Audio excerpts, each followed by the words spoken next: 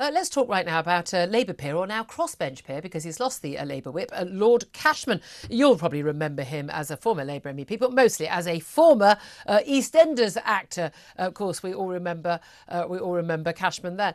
Now he's got in the news because he's made an apology, not to the actual, as was Labour MP Rosie Duffield herself, but apologies to reporters after he called a candidate frit or lazy for withdrawing from a local hustings event over her safety concerns. Now, why would Rosie Duffield be concerned? Well, because she's had not just constant trolling, but death threats, rape threats, you name it, loads of different threats.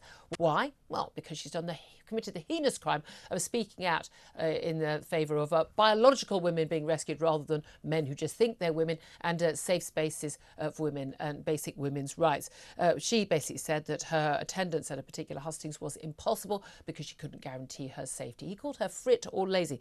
He has now apologised unreservedly for the post on Sunday, which came, by the way, on the 8th anniversary of the murder of the Labour MP Jo Cox. Let's talk about this with Maya Forstater. He's Executive Director of Sex Matters. Good morning to you. Good morning, Julia. Thank you so much for joining us. I've got to say, Cashman's got form. I've got to be honest with you. I've not found him to be a particularly pleasant person on social media. But accusing a female member of his party of being frit or lazy because she is too scared because of physical threats to her of attending hustings at a general election is outrageous, isn't it? It is absolutely outrageous. She's had death threats.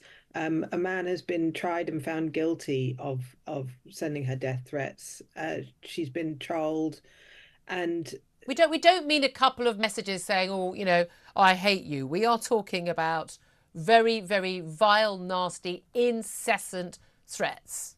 Absolutely. And two MPs have been murdered. If an MP is afraid for her own safety, female MP is afraid for her own safety, to have one of her colleagues accusing her of being frightened or lazy, it's absolutely unacceptable. And it's a good thing, obviously, that the whip was withdrawn from him to show that this is not how he should have responded. Except, of course, we know that Keir Starmer, the Labour leader, has never met with Rosie Duffield after she expressed concerns about the abuse she's had from the Labour side, including from some, prominent figures in the Labour Party for her stance on women's rights and safety in the face of the threat from trans ideology. I mean, Michael Cashman, now a Labour peer, but, he's been a long time sort of campaigner for gay rights. Well, yeah. There's an awful lot of gay men and women who also have concerns about how trans rights trample over their rights as well.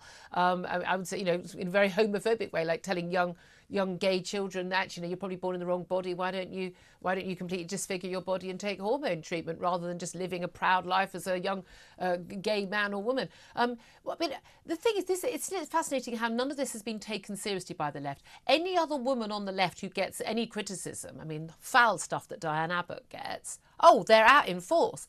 But the attacks on a woman who's done nothing but stand up for the rights of women and girls, our safety and our rights, they don't care. No, and I think the thing that gets lost is that this is about women's rights. As soon as you ask what is a woman, any questions about the conflict between women's rights and trans rights, they jump immediately to talking about trans rights and sympathy for that small minority of trans people, and completely forget that this is about women's rights.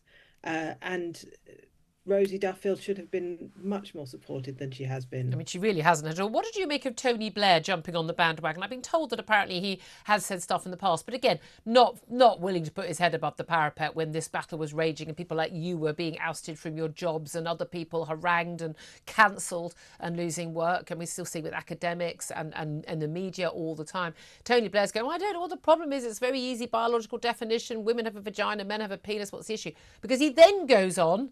And by the way, he's the man who brought in some of the laws that actually created a lot of these problems all these years ago. He then sort of just brings in, but we have to be careful about trans rights. You think you've missed the entire point, mate.